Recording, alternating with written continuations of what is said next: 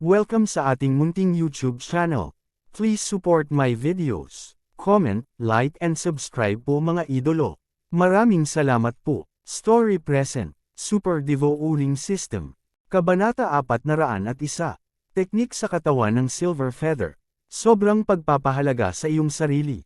Sigaw ni Yezuan sa kanyang puso at binati siya. Kahit na ang kabilang partido ay may mid-grade heaven-level body technique na martial art, ngunit dahil sa realm, hindi sila masyadong bihasa, mas mahusay lang ng kaunti kaysa sa heaven destruction body technique. At ang kanilang sariling bilis, ngunit ito ay mas masahol pa kaysa kay Yezuan, kaya ang labanang ito, sa loob ng wala pang 10 segundo, ay siya rin ang nagwagi. Hindi, ito ang buhay at kamatayan. 2 ulo ang lumipad at bumagsak sa lupa, at 2 dugo fountain, na nagmantsa sa lupa ng Red Refining Cave. Huho, hindi masama ang swerte, ang unang makatagpo ng mga taong may higit sa 70 dragon. Kung makatagpo ka ng 100 dragon, natatakot ako na hindi ito magiging madali. Nakahinga ng maluwag si Yezuan, at ang natitirang 2 singsing ng Chenkon ay iniligpit. Ding, ang host ay nakalusot sa 87 dragon power. Realm, muling na-promote. Inihagis niya ang mineral, armas, at iba pa kay Wei Zhenchen. Habang kumakain si Wei Zhenchen, nagpahinga din siya at tumingin sa iba pang bagay sa Chenkun Ring. Well, sa sandaling ito, biglang may natuklasan si Yezuan na hindi tama. Isa itong brocade box na may ilang heaven-level martial arts sa loob. Gayunpaman, biglang nalaman ni Yezuan na ang brocade box ay talagang may compartment. Sa compartment, mayroong martial art na tinatawag na Silver Feather Body Technique. Mid-grade heaven-level body technique martial art. Binuksan ni Yezuan ang kanyang mga mata. Hindi inaasahan na magkakaroon ng ganoong ani. Haha, with this body technique martial art, ma-improve ang combat power ko to a higher level. Tuwang-tuwa si Yezuan at agad na natutunan ang Silver Feather Body Technique na ito. Ding, natutunan ng host ang Silver Feather Body Technique, ang kasalukuyang proficiency ay 10%. Naaalala pa rin ni Yezuan na pagkatapos matutunan ang Underworld Sword Technique, 30% ng apoy ay maihahambing sa 100% na apoy ng Skywind Sword Technique.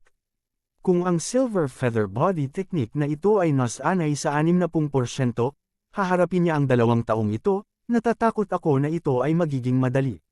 Sa gilid, tapos na kumain si Wei Zhenchen. Mula nang magkaroon siya ng kakayahang mag-transform at muling buuin, kumakain si Wei Zhenchen sa lahat ng uri ng kakaibang paraan. Sa pagkakataong ito, nag-transform siya sa isang malaking kaldero at inihagis dito ang mga ores at heaven-tier artifact, na nagligtas sa kanya ng oras at pagsisikap. Pinuhin mo, may mga susunod pa, ngumisi si Yezuan at tumayo. Susunod, ginamit niya ang tansong bangkay sa Red Refining Immortals Cave para sanayin ang Silver Feather Body Technique, at madaling maabot ang 30% ng apoy.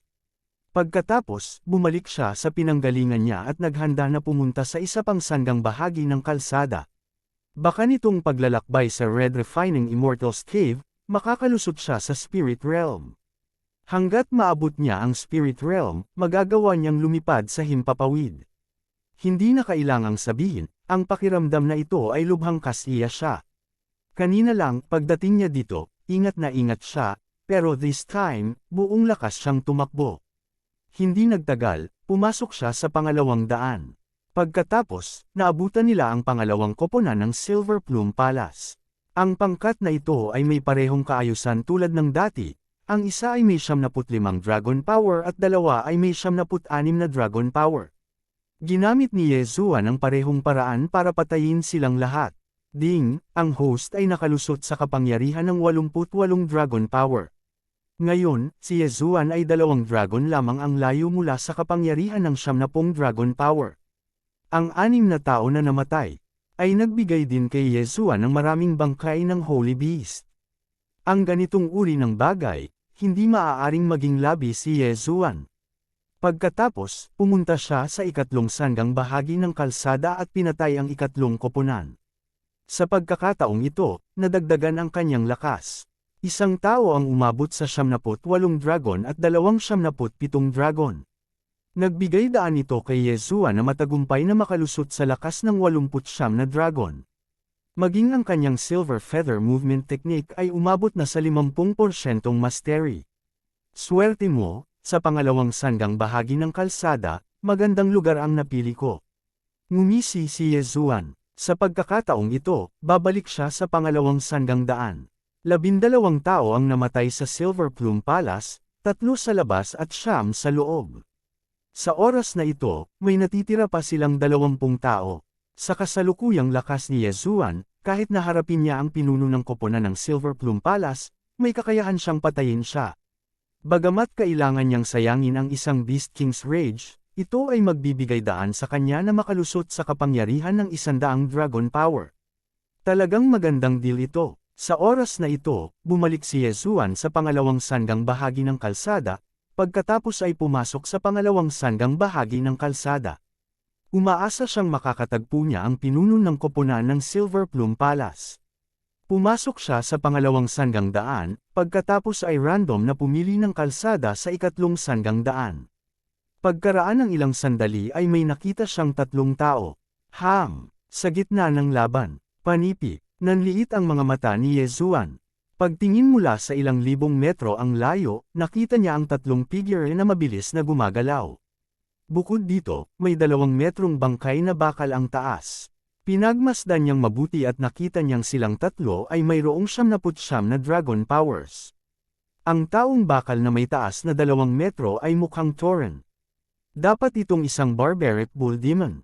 Ito ay ipinanganak na may 70 dragon power, at kapag ito ay umabot sa adulthood, ito ay aabot sa 70 dragon power. Tinansya ni Yezuan na ang barbaric bull demon Iron Corpse na ito ay dapat magkaroon ng higit sa 100 dragon power. Ang 2 panig ay lumaban sa kanilang puso. Ang barbaric bull demon Iron Corpse na ito ay napakalakas, at ang kapangyarihan nito sa pagtatanggol ay higit na nahihigitan ng sa mga tansong bangkay. Nakipagbunutan ito sa 3 tao, at napakatindi ng labanan.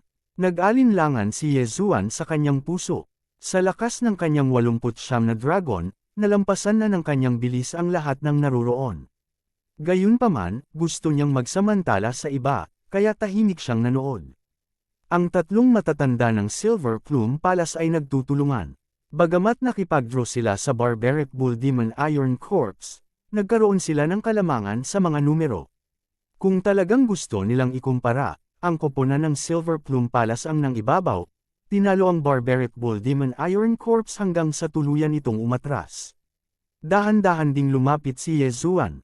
Iniisip niyang hayaan ang koponan ng Silver Plume Palace na patayin muna ang barbaric bull demon Iron Corpse, pagkatapos ay tambangan sila. Ngunit sino ang nakakaalam na ang sitwasyon ay biglang bumuti para sa mas mahusay. Ang isa sa kanila ay hindi sinasadyang natapakan ng isang mekanismo, at ang isa pang bakal na bangkay ay biglang nahulog mula sa kisame. Ang bakal na bangkay na ito ay isa ring barbaric bull demon. Ito ay mahirap. 2 barbaric bull demons na nagtutulungan upang harapin ang 39 na eksperto sa Dragon Demon ng Silver Plume Palace ay hindi isang problema. Hindi maganda, umatras. Nang makita ito, agad na sumigaw ang isa sa kanila, at saka tumalikod para umalis. Kung hindi sila umalis, siguradong patay na sila. Gayunpaman, ang hindi nila alam ay sa kanilang rutang pagtakas, may isa pang Diyos na pumapatay.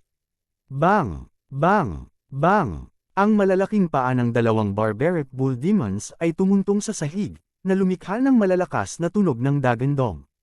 Bawat maingay na tunog ay kayang kiligin ang puso ng 3 taong nasa harapan. Nasupil nila ang barbaric bull demon ng napakahirap. Kung bibigyan pa sila ng kaunting oras, maaari na nilang patayin ito. Ngunit sino ang nakakaalam na sa mahalagang sandali na ito, isa pang barbaric bull demon ang biglang lalabas. Ito ay talagang kakilakilabot. Sa kabutihang palad, ang kanilang bilis ay mas mabilis kaysa sa barbaric bull demon, kaya ang pagtakas sa mapanganib na sitwasyong ito ay hindi isang problema.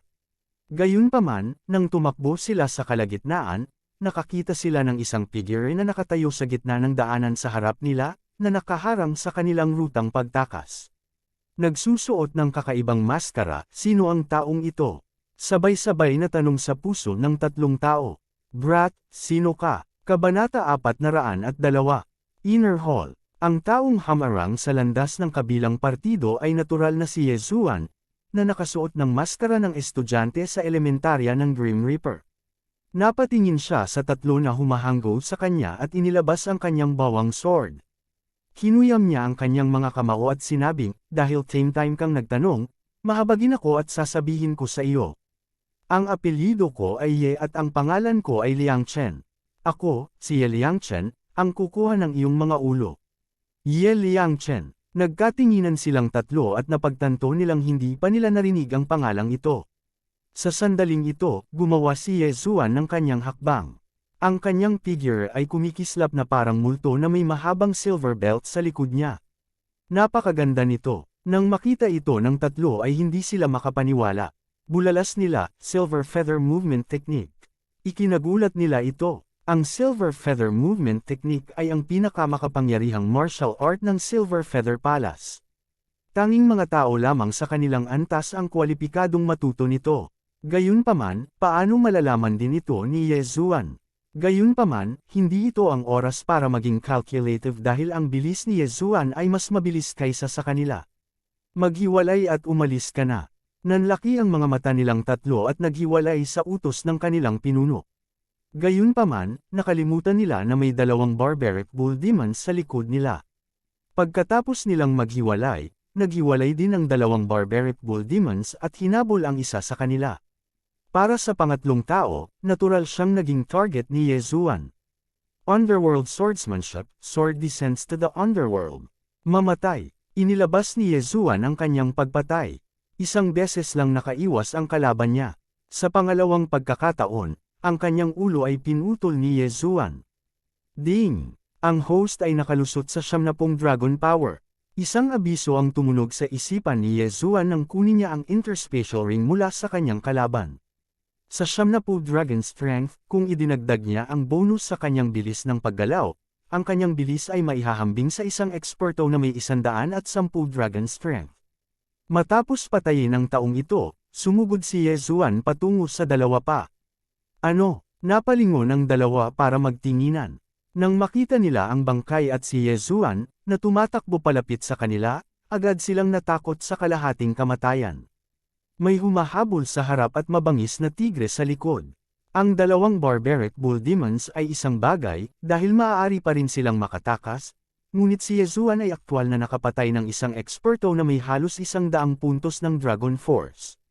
Siya ay tiyak na mas mapanganib kaysa sa barbaric bull demon Iron Corpse. Gayunpaman, ang kanilang bilis ay masyadong mabagal kumpara kay Yezuan. Hiss! Sunod-sunod na pinatay ang dalawa. Kasabay nito, tinulungan nila si Yezuan na makalusot sa kapangyarihan ng 71 dragon. Ngayon, oras na para labanan ni Yezuan ang dalawang barbaric Ox Devils. Umuungol. Ang dalawang barbaric Ox Demon Iron Corpses ay nakatitig kay Yezuan gamit ang kanilang mga mata na parang kampana. Bagamat sila ay patay na, ang pulang Liao Lord ay gumagamit ng isang espesyal na paraan upang mapanatili silang malay, kaya hindi sila hanggal. Nakikita nila na si Yezuan ay mas malakas kaysa sa kanilang tatlo. Bilis! Hindi mo ako maabutan, kaya ikaw lang ang live target ko. Si Yezuan ay hindi masyadong nag-isip tungkol dito at inilabas ang kanyang Dragon Slayer sword. Underworld Sword Technique, sword descends to the underworld. Agad na ginamit ni Yezuan ang kanyang pinakamalakas na pag-atake. Sa Beast King Bloodline, si Yezuan ay may 10% na pagtaas sa attack damage laban sa mga beast. Higit pa rito, pagkatapos masira ang kapangyarihan ng 71 dragon, ang bawang sword ni Yezuan ay malamang na umabot na sa antas ng isang middle grade heaven artifact. Middle grade heaven artifact, middle grade heaven level martial arts, Beast King Bloodline, lahat ng uri ng salik ay nagpapahintulot kay Yezuan na patayin ang 200 dragon strength iron corpses tulad ng pagputol ng tofu. Wala pang 5 segundo, isa-isa silang nahulog. Ang isa ay pinugutan ni Yezuan, at ang isa ay hinati ni Yezuan sa kalahati. Dalawang bangkay na may kapangyarihan ng 100 dragon, hindi masama. Tumango si Yezuan bilang kasiyahan. Sa kanyang plano, ang 4 na pangunahing puwersa ang kanyang magiging stepping stone para tulungan siyang makapasok sa spirit realm. Pagkatapos, susukuan niya ang Golden Armored Corpse King sa isang iglap. Siyempre, fantasy lang ito. Ang katotohanan ay madalas na malupit. Matapos ilagay ang dalawang bangkay ng Barbaric Ox Demon, muli siyang sumugod palabas. Nagpunta pa rin siya para maghanap ng problema sa mga eksperto sa Silver Feather Palace. Tuldok tuldok tuldok tuldok tuldok tuldok. Gayunpaman, sa parehong oras. Sa kailaliman ng Red Refining Cave. Ito ay isang malaking bulwagan, ngunit ito ay walang laman. Maliban sa mga haligi sa paligid nito, wala nang iba. Sa gitna ng bulwagan, mayroong isang malaking gintong kabaong, at sa gilid ng gintong kabaong, mayroong dalawang pilak na estatwa ng isang taong matangkad. Ang dalawang estatwang pilak na ito ay parang buhay. Ang isa ay may hawak na talam ng gasukle, ang isa naman ay may hawak na 2 metrong haba na espada, makapangyarihan at pambihira. Sa oras na ito, biglang nagmulat ng mata ang malaking estatwa ng espada. May pumasok sa inner hall. Nagsalita talaga itong silver statue. Bigla ding nagmulat ng mata ang isa pang estatwa at nagsabing, sana may makapasok na buhay. Sana lang huwag mamatay ang mga iyon. Pagdating ng panahon, paano tayo bubuhayin ni Master? Tuldok tuldok tuldok tuldok tuldok tuldok. Matapos makalusot si Yesuan sa 71 dragon, hinanap niya ang problema sa mga eksperto sa Silver Feather Palace. Ang swerte niya talaga. Ang mga eksperto sa Silver Feather Palace na ito ay halos lahat ay nasa 70 dragon at nasa ilalim ng 100 dragon, kaya walang banta kay Yesuan. Nilinis ni Yesuan ang ilang koponan ng mga eksperto sa Silver Feather Palace at matagumpay na nakapasok sa kapangyarihan ng 74 na dragon. Sa oras na ito, tinansya niya na 5 tao na lang ang natitira sa Silver Feather Palace. Kasabay nito, labis din siyang nagulat, dahil ang 5 tao ng Silver Feather Palace na lumampas sa kapangyarihan ng 100 dragon ay magkakasama. 500 dragon ng lakas, at 115 dragon na dalubhasa sa lakas. Nangangahulugan ito na sila ay gumagalaw ng napakabilis. Pumasok si Yesuan sa huling daanan at humabol. Paano ang tungkol sa 115 dragon, Yesuan kung ang Beast King ay marahas? Ang mga taong ito ay babagsak. Tumakbo si Yesuan sa huling daanan. Sa oras na ito, 1 o 2 oras na ang nakalipas mula nang makapasok siya sa Red Refining Cave. Hindi nagtagal ay dumaan siya sa lugar ng tansong bangkay at pumasok sa lugar na bakal na bangkay. Ang tansong bangkay ng Red Refining Cave ay nasa kaharian ng 70 dragon hanggang 100 dragon, at ang bakal na bangkay ay nasa pagitan ng 100 dragon at 110 dragon. Gayunpaman, sa kanyang lakas, ang pagpatay sa mga bakal na bangkay na ito ay madali. Unknowingly, bayulente pala ang Beast King niya, na may 3 pagkakataon na gamitin ito, na nagpapataas ng kumpiyansa niya. Pagkatapos noon, nilamon lang ni Yesuan ang mga bakal na bangkay na iyon at matagumpay na nakalusot sa kapangyarihan ng 75 dragon. Matapos makapasok sa bakal na bangkay ay tumakbo siya ng kalahating oras. Ang Red Refining Cave na ito ay talagang malaki, na lihim na hindi nakapagsalita kay Yesuan. Napakaraming makalangit na asol na mga bato, kung sila ay nilamon niya, hindi alam kung anong kaharian ang maaaring masira. Makalipas ang kalahating oras, sa wakas ay may na-encounter siyang kakaiba. Isang stone tablet, Red Refining Inner Hall, sumimangot si Yesuan, at pagkatapos nitong stone tablet, may isa pang pinto. Gayunpaman, ito ay sarado. Ano ba, itong mga taga Silver Feather Palace, isasara ba nila ang pinto pagpasok nila? Lumapit si Yesuan nang may pagtataka, nalaman lamang na nanginginig ang pinto, at isang tunog ang bumagsak sa kanyang mga tainga. May laban ba sa loob? Kabanata 403. Sa pagkakataong ito, mas nagulat si Yesuan, dahil ang 5 tao sa Silver Feather Palace, isa ay 115 dragon, at 4 na tao ay nasa pagitan ng 110 dragon. Ang ganitong uri ng kaharian ay sapat na upang patayin ang anumang bakal na bangkay. Ano ba yan, nakikipag-away sa kanila? Si Yesuan ay curious na lumapit at inilagay ang kanyang tenga sa pinto. Boom! Nagkataon na parang may mabigat na bagay ang tumama sa pinto, at halos mabingi ang tenga ng napakalaking panginginig. Napakatindi, hindi ba dapat ang 2 pilak na bangkay sa mga taong iyon? Naisip ito ni Yesuan. Ngayon lang, nahuli niya ang isang tao at nagtanong tungkol sa balita ng Red Refining Immortals Cave, at nalaman din niya ang tungkol sa pilak na bangkay. Tinansya niya na ang pilak na bangkay ng pulang nagpapadalisay na Immortals Cave ay dapat nasa pagitan ng 110 dragon at 120 dragon. Gayunpaman, ayon sa lakas ng 5 tao sa Silver Feather Palace, ang pilak na bangkay na ito ay dapat na higit sa 115 dragon. Papasok na ba, o hintayin silang matapos? Pinag-isipan ito ni Yezuan sa kanyang puso, at sa wakas ay nagpasya siyang pumasok ngayon, dahil hindi na siya makapaghintay at gustong makalusot sa 100 dragon. Kinagat niya ang kanyang mga ngipin, itinaas ang kanyang espiritu, at pagkatapos ay itinulak ang pinto. Bukas ang pinto sa loob, at itinulak ito ni Yezuan ng kaunti, nabasag ang isang puwang, at pagkatapos ay pumasok siya. Kinusat-kusot niya ang kanyang mga mata at nakitang mayroon talagang 4 na figure na nakikipaglaban sa isang 3 metrong taas na pilak na bangkay na may mga tanikala. Paano may 4 na tao? Nagulat si Yezuan at tumingin sa paligid. Sure enough, may nakita siyang katawan ng tao sa isang sulok. Ang pinakamahalagang bagay ay naroon pa rin ang singsing ng Chen Kun. Nanlaki ang mga mata ni Yezuan at agad na sumugod. Kasabay nito, ang 4 na taong nakikipaglaban sa bakal na kadena na pilak na bangkay ay nagulat, at nakita nila ang isang misteryosong tao na nakasuot ng maskara. Saan nanggaling ang taong ito? Ang 4 na tao ay nag-away at naagaw ang kanilang atensyon kay Yezuan. Nakita nila na si Yezuan ay tumangay sa gilid ng bangkay at pagkatapos ay hinubad ang kanyang singsing na Chen Kun. Anak, tumigil ka, sigaw ng Palace Master ng Silver Feather Palace.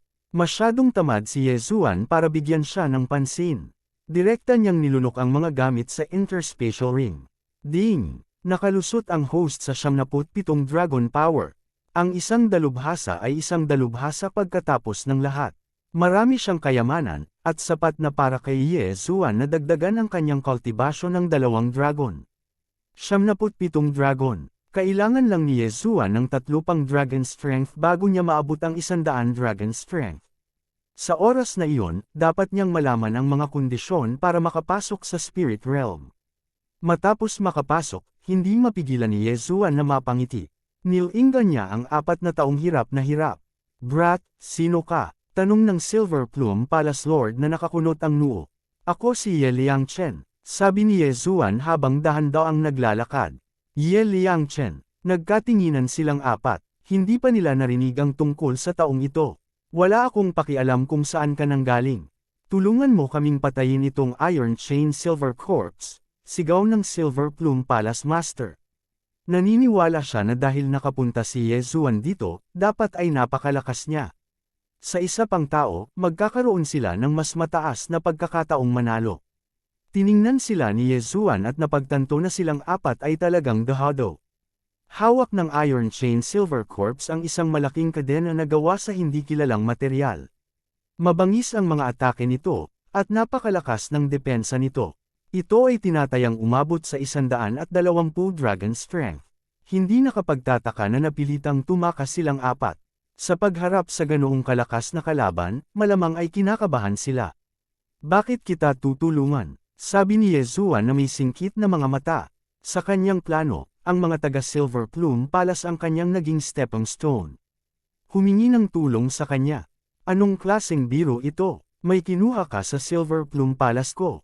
Basta tumulong ka, sa iyo na ang mga gamit sa interspatial ring. Nag-alok ng presyo ang Silver Plume Palace Lord. Hehe, ngumisi si Yezuan at nagsabi, nakuha ko na ang mga bagay. Bakit ako papayag?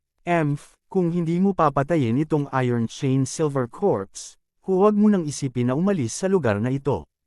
Ang pintong ito ay mabubuksan lamang mula sa labas, sigaw ng Silver Plume Palace Lord. Oh, itinaas ni Yezuan ang kanyang kilay, ngunit hindi siya nag-aalala. Ang Iron Chain Silver Corpse na ito ay hindi gaanong banta sa kanya.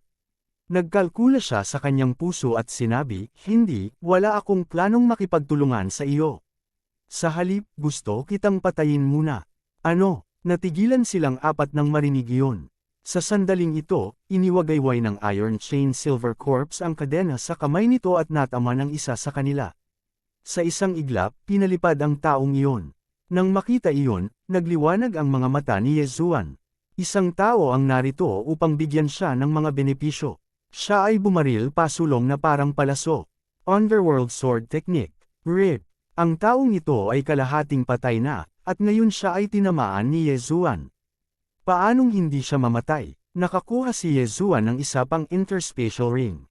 Ding, ang host ay nakalusot sa 78 Dragon Strength. Sa sandaling ito, 2 Dragon Strength lang ang layo niya sa 100 Dragon Strength. Bastos, galit na galit ang Palace Master ng Yinyu Palace nang makita niya iyon. Nagmamadali siyang pumunta kay Yezuan. Kasabay nito, hindi na ito napigilan ni Yezuan. Ipapakita ko sa inyong lahat ang aking tunay na lakas, Yezuan's Beast King Rage. Si Yezuan ay umungal patungo sa langit, at ang 17 lumilipad na dragon ay biglang dumami ang bilang. 128 dragon. Ano? Nang makita ng Palace Master ng Yinyu Palace ang mga lumilipad na dragon na iyon, nanlamig ang kanyang puso. 78 dragon, na sumasabog sa 128 dragon. Kinakalkala niya sa kanyang puso. Iyon ay isang pagtaas ng 30% ng kanyang lakas.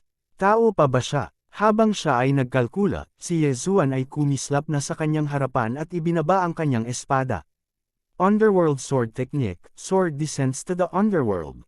Isang slash na may aura ng kamatayan ang tumama sa leeg ng Palace Master ng Yinyu Palace. Tumalsik ang dugo. Walang pakialam si Yezuan kung saan lumipad ang ulo ng Palace Master. Ang inalagaan niya ay ang interspatial ring. Sinandok niya ang interspatial ring at hinubad iyon. Ding! Nalampasan na ng host ang 100 Dragon Strength. Sa wakas ay tumunog ang pinakahihintay na tunog ng notification.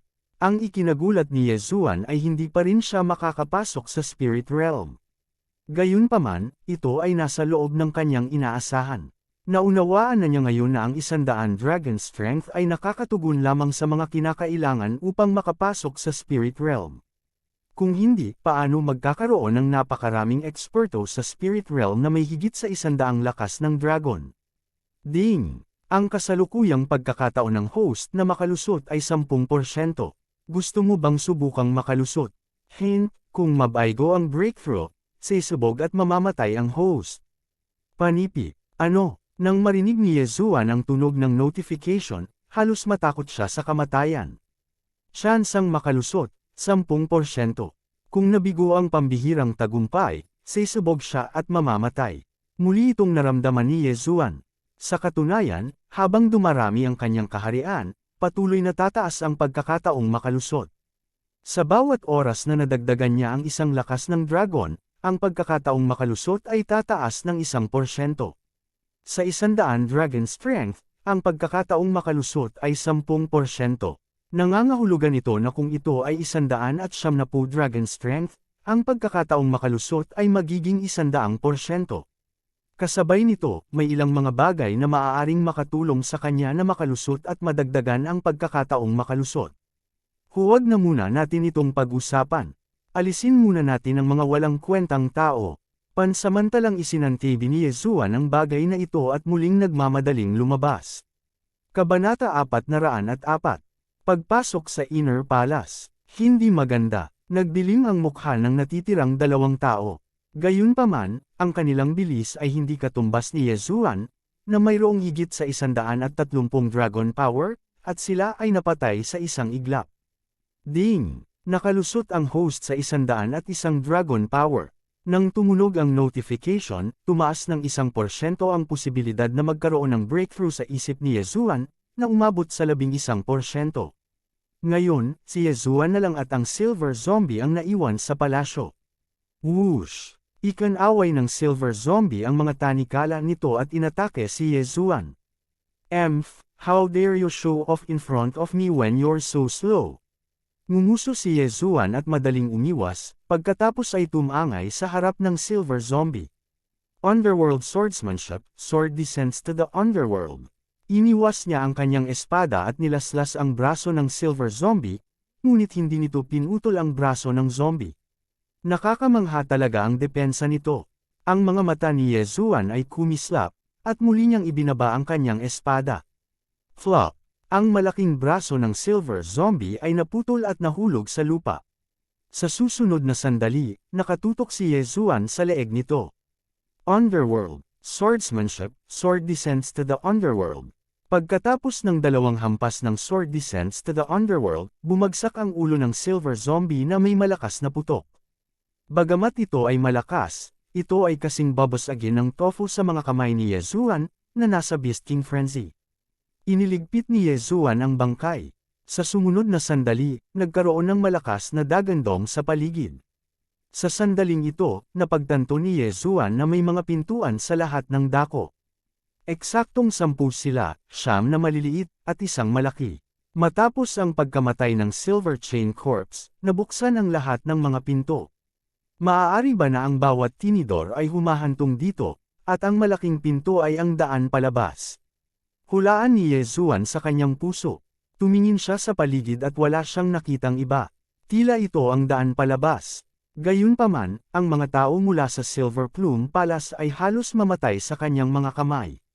Iniisip niya kung gaano karaming mga tao mula sa iba pang 3 puwersa ang naiwan. Mukhang maliri ng balita ng mga taong ito. Ang kadena na pilak na bangkay ay isang uri lamang ng banal na hayop. Hindi ito ang 2 general ng Pulang Liaw Lord. Kaya, dapat mayroong 2 mas makapangyarihang pilak na bangkay. Matapos huminto sandali, pumasok si Yezuan sa pinakamalaking pinto. Ang antas ng panganib na sumunod ay malamang na napakataas, dahil maaaring makatagpo sila ng kapangyarihan ng 3 partido, pati na rin ang Golden Armored Corpse King at ang 2 makapangyarihang Silver Corpses. Si Yezuan ay biglang tumakbo sa malaking daanan na ito. Dati, napakaingat niya, ngunit natuklasan niyang walang mga bangkay na bakal sa daan.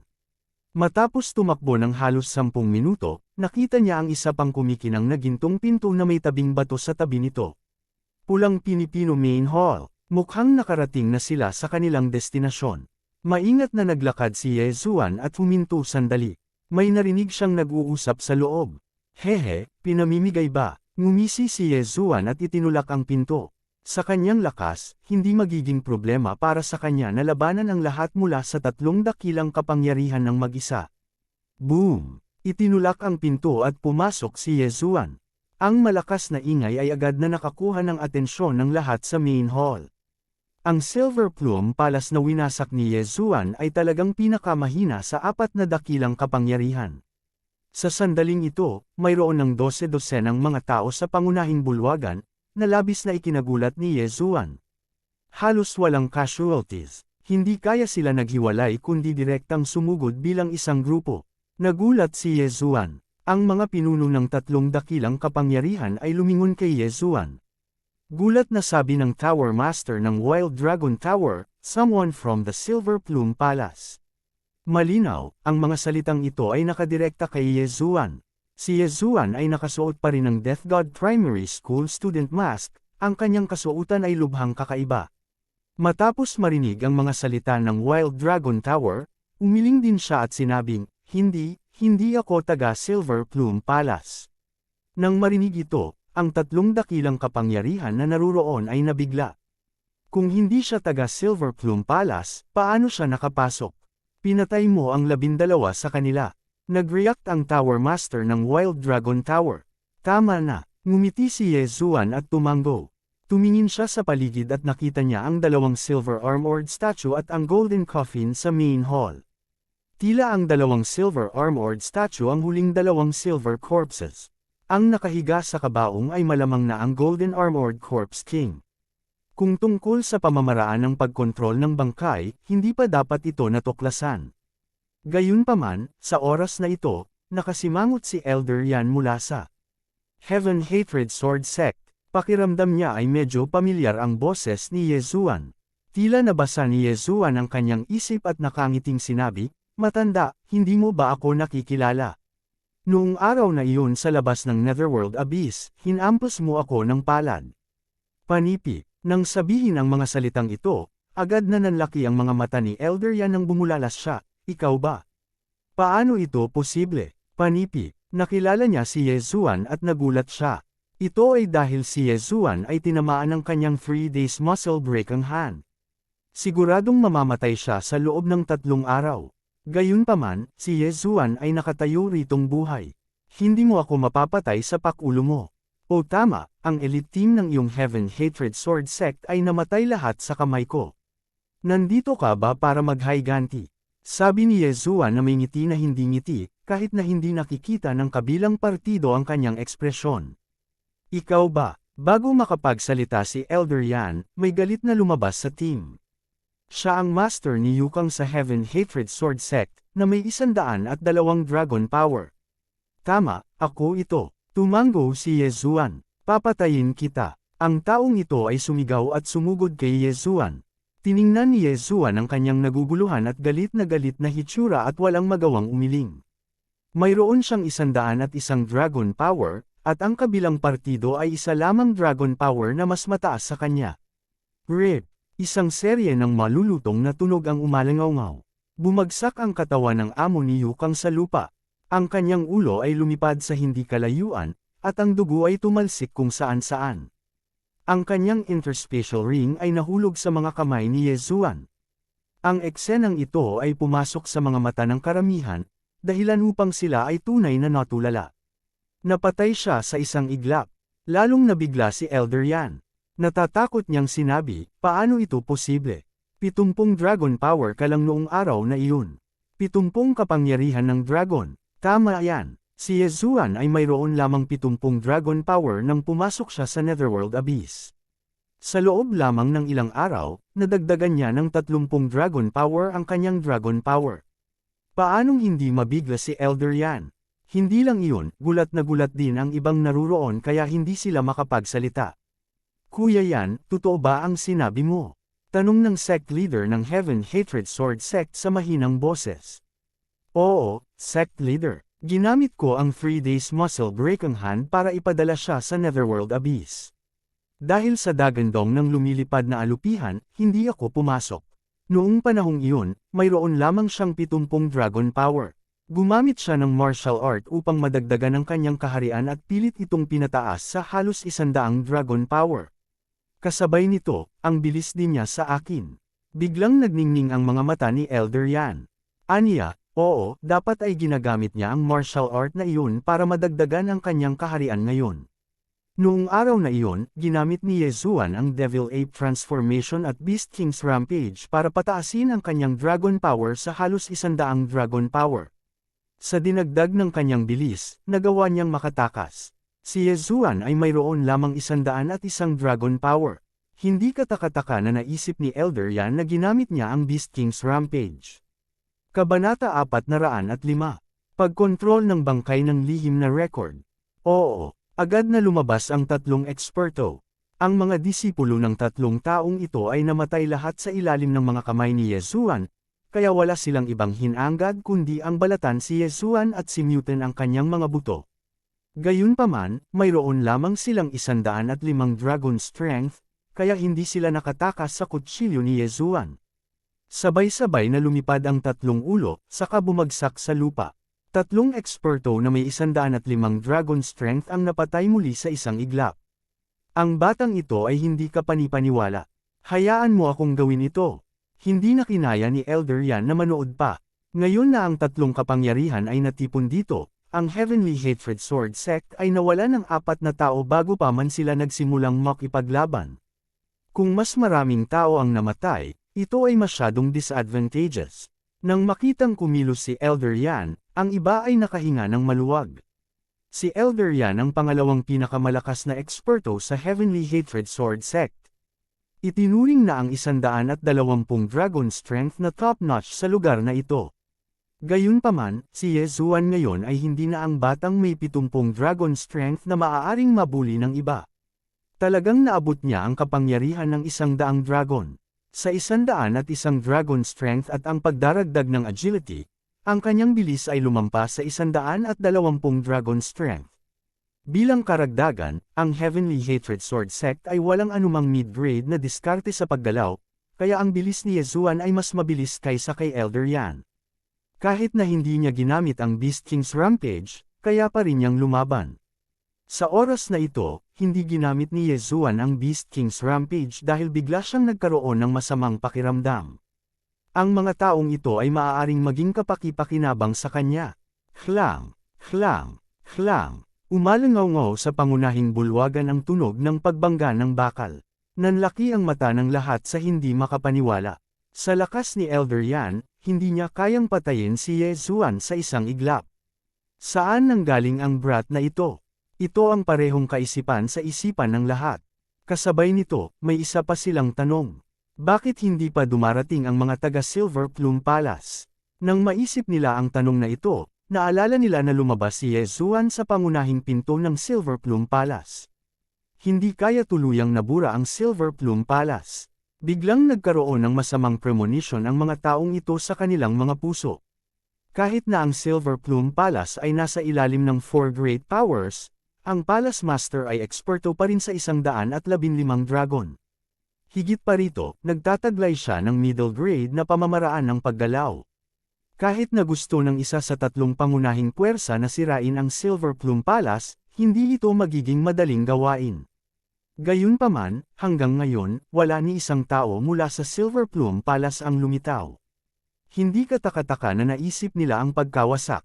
Lahat ng tao mula sa Heavenly Hatred Sword Sect ay nanood ng labanan sa pagitan ni Ye Zuan at ng pangalawang pinakamakapangyarihang eksperto ng Heavenly Hatred Sword Sect, si Elder Yan. Sect Leader, dapat ba tayong? Isang elder ang lumapit sa sect leader ng Heavenly Hatred Sword Sect at bumulong. Naunawaan ng sect leader ng Heavenly Hatred Sword Sect ang ibig niyang sabihin at sumagot, manatili kayo rito at manood. Matagal na at malapit nang lumabas ang Corpse Controlling Mystic Record. Pati yung brat na yun, haharapin ko siya. Panipi, oo. Ang sect leader ng Heavenly Hatred Sword Sect ay 123 dragon na eksperto. Siya ay napakalakas at may pinakamataas na cultivation realm sa 4 Great Powers. Nang makitang walang magawa si Elder Yan kay Ye Zuan, gusto niyang maglunsad ng sneak attack. Bagamat medyo nakakahiya, siya at si Elder Yan ay ang sect leader ng Heavenly Hatred Sword Sect at ang pangalawang pinakamakapangyarihang eksperto ayon sa pagkakabanggit. Kung kumalat ang balita tungkol sa pagsasanib ng dalawa para harapin ang isang tao, isang kahihiyan. Gayunpaman, kung hindi maalis si Ye Zuan, si Elder Yan ay maliligaw.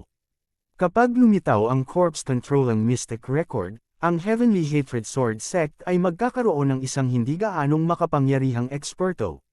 Bukod dito, ang elite team ng Heavenly Hatred Sword Sect ay pinatay ni Ye Zuan, kasama ang kanyang disipulo. Paanong hindi siya makakaganti dito? Gayunpaman, sa sandaling ito, Dagandong, biglang umalangaw-ngaw ang isang malakas na tunog sa main hall. Lahat ay nagpipigil ng hininga sa konsentrasyon. Maya-maya pa, sumabog ang atmosphere. Bilis, lumabas na ang Corpse Controlling Mystic Record. Hanapin ito dali. Hanapin mo ito dali. Gamit ang Corpse Controlling Mystic Record, makokontrol natin ang 2 pilak na bangkay. Kailangan nating mahanap ito bago nila gawin. Nagkagulo ang 3 malalaking puwersa. Maaaring hindi alam ni Ye Zuan ang tungkol sa Corpse Controlling Mystic Record, ngunit silang 3 ay matagal nang nandito. Kung hindi, bakit ang 3 pangunahing puwersa ay maghihintay ng mapayapa sa parehong lugar?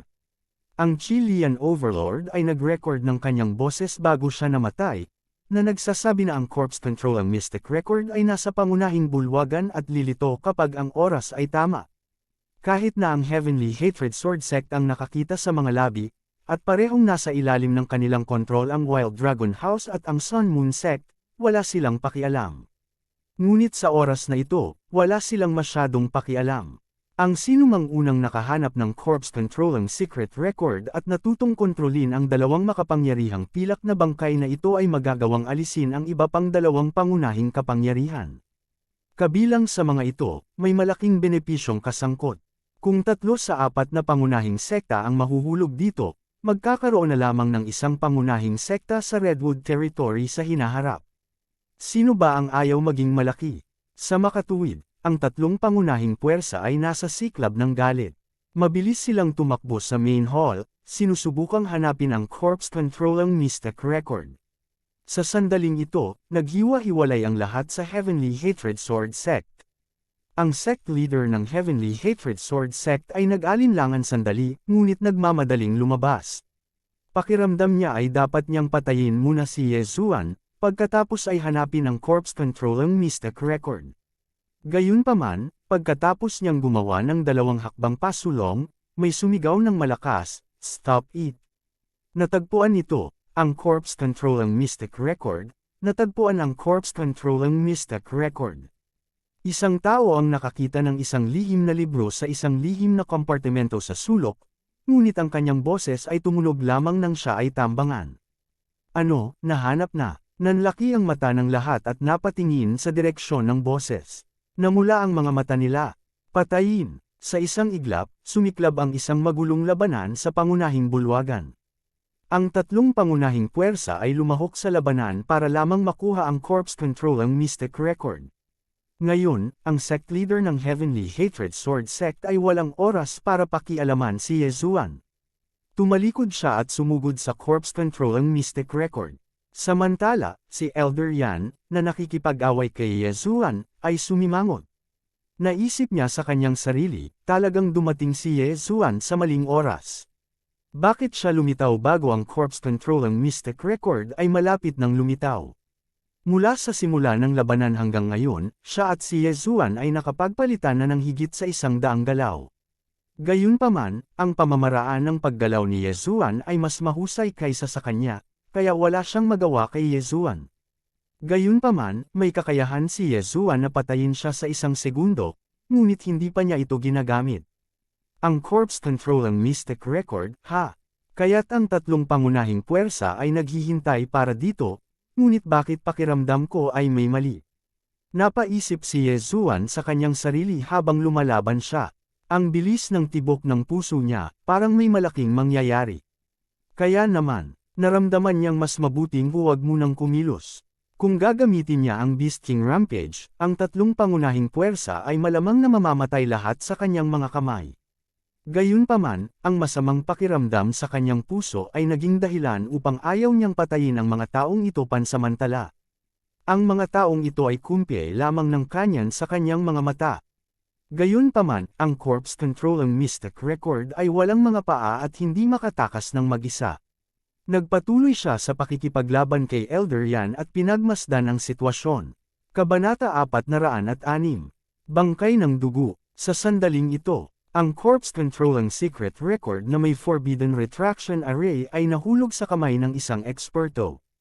Ang ekspertong ito ay ang sect leader ng Sun Moon Sect, na nagtataglay ng lakas ng 121 dragon.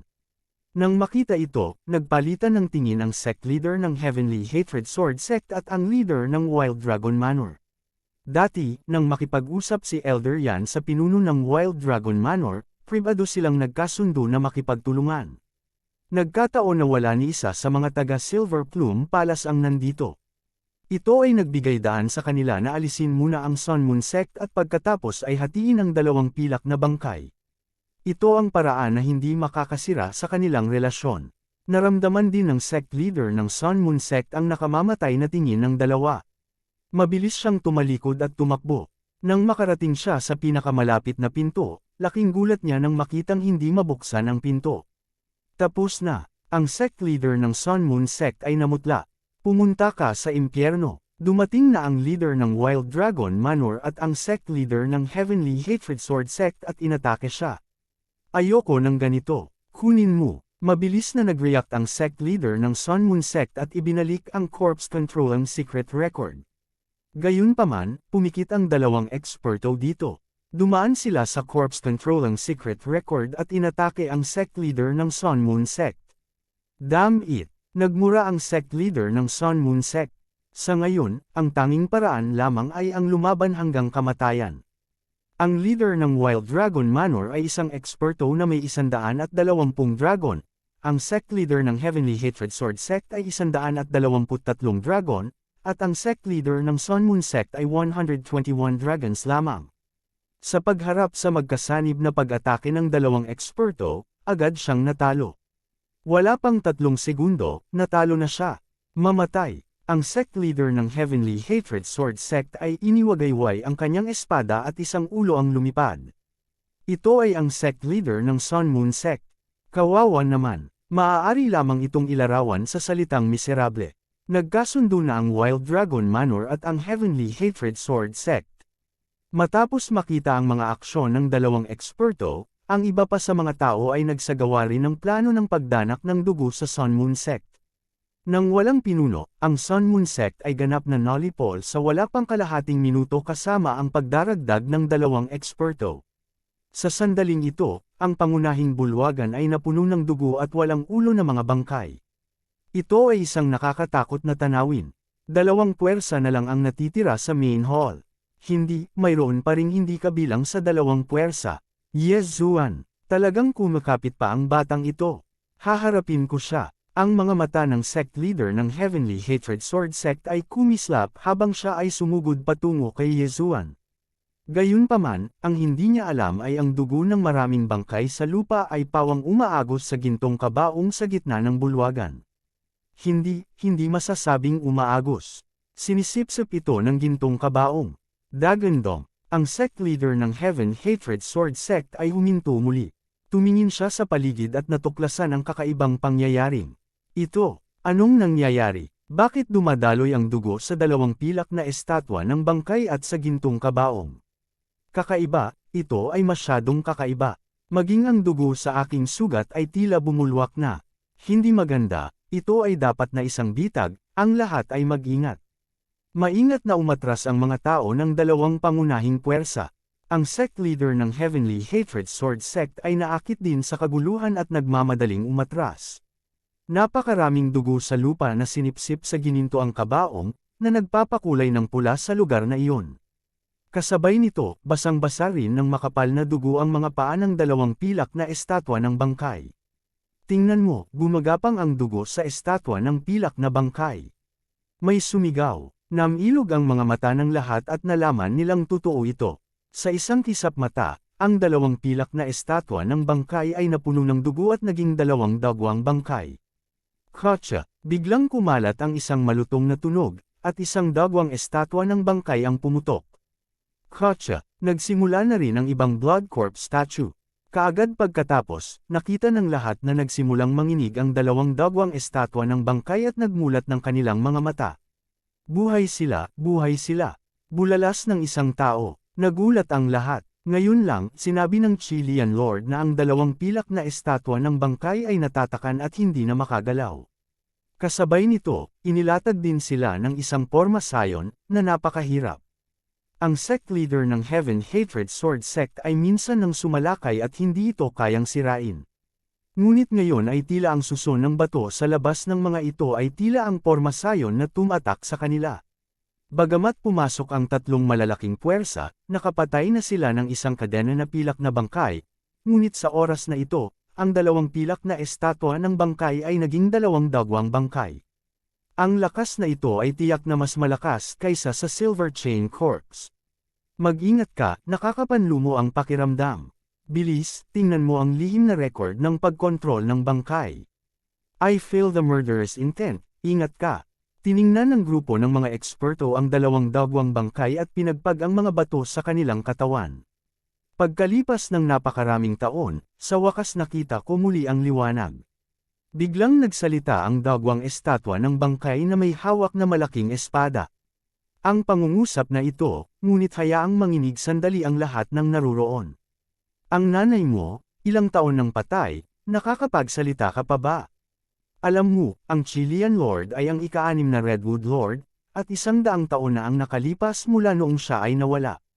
Hindi, ang mahalaga ay nakakapagsalita talaga ang Escarlata na bangkay na ito. Ito ba ay isang buhay na tao o 4 na tao? Huwag kang magtaka, ginawa tayong pilak na bangkay ng guro noong tayo ay nabubuhay pa. Ngumisi ang dagwang bangkay na may hawak na talam ng gasukle, na nagpapakita ng mga Escarlata ng ngipin. Noong nabubuhay pa sila, ginawa silang pilak na bangkay. Nang marinig ito, ang lahat ay kinilig. Ang Chilean Horde Lord na ito ay talagang napakabaliw. Kunin ang mga bangkay ng mga tao, ang mga bangkay ng mga banal na hayop upang dalisean, at kahit na gamitin ang buhay upang dalisean, ito ay masyadong malupit. Haha, salamat sa inyo. Kung wala ang dugo ninyong mga eksperto, hindi kami magiging mga dagwang bangkay. Oo, kailangan naming magpasalamat sa iyo. Nakangiting sabi ng dalawang dagwang bangkay.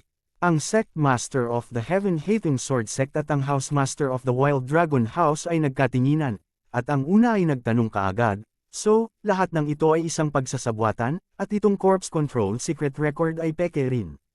Siyempre, ito ang arrangement ng naghihingalong master. Siya lang ang marunong mag-control ng bangkay. Itong Corpse Control Secret Record ay peke. Sabi ng Big Sword Blood Corpse. Ito. Ang mga salitang ito ay naging mahirap para sa lahat ng naruroon na tanggapin. Hindi naging madali para sa kanila ang pagpunta rito, para sa mga bangkay ang kumokontrol sa lihim na talaan at ang mga bangkay.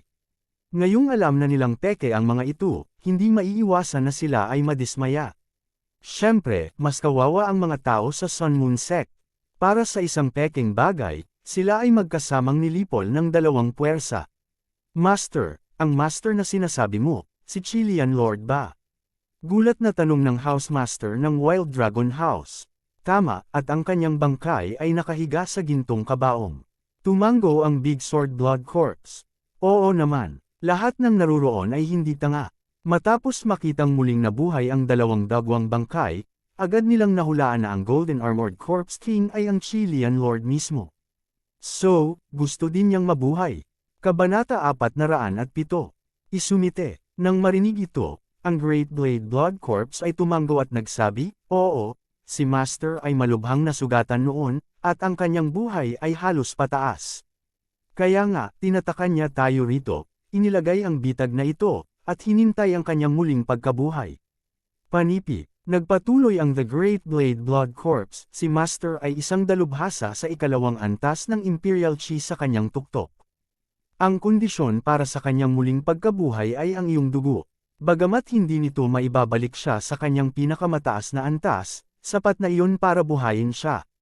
Lagok. Nang marinig nila ang mga salitang ito, lahat ng naruroon ay nakalunok ng laway. Dugo. Ang muling pagkabuhay ay nangangailangan ng dugo. Bagamat hindi malinaw ang sinabi ng dalawang blood corpse, alam ng lahat na naruroon na papatayin silang lahat ng dalawang blood corpses para matiyak ang muling pagkabuhay ng Golden Armored Corpse King. Hindi napigilan ng lahat na tumalikod ng ilang hakbang at tumingin sa kanila ng may pag-iimbot.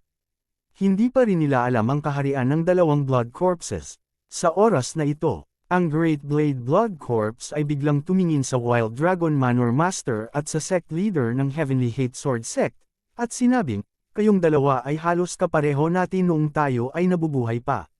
Ngayon, bibigyan kita ng pagkakataon na patayin ang iba at pagkatapos ay magpasakop sa aking amo. Sa ganitong paraan, maaari ka ring pinuhin ni Master sa blood corpses, at magkakaroon ka ng mahabang buhay. Panipi, ano? Nagkatinginan ng Wild Dragon Manor Master at ang sect leader ng Heavenly Hate Sword Sect, na parang mali ang narinig nila. Hayaan silang magpasakop sa Golden Armored Corpse King. Hindi ito ang punto. Ang punto ay kung sila ay magsumite, sila ay magiging isang bagay na tulad ng dalawang blood corpses na ito, hindi tao o multo. Paano ito matitiis? Sect leader. Agad na sumigaw ang mga matatanda sa pagkaalarma. Kung magsanib puwersa ang dalawang ekspertong ito, magagawa nilang patayin silang lahat, hindi pa banggitin ng dalawang blood corpses na hindi alam ang lakas. Nagkatinginan muli ang Wild Dragon Manor Master at ang sect leader ng Heavenly Hate Sword Sect. Malamig na sumigaw ang huli, imposible. Anong klaseng biro ito? Paano naging posible para sa kanila na sumuko at pumatay sa mga elder ng sarili nilang sekta? Tumanggi ka ba? Pinandilatan siya ng Great Blade Blood Corpse.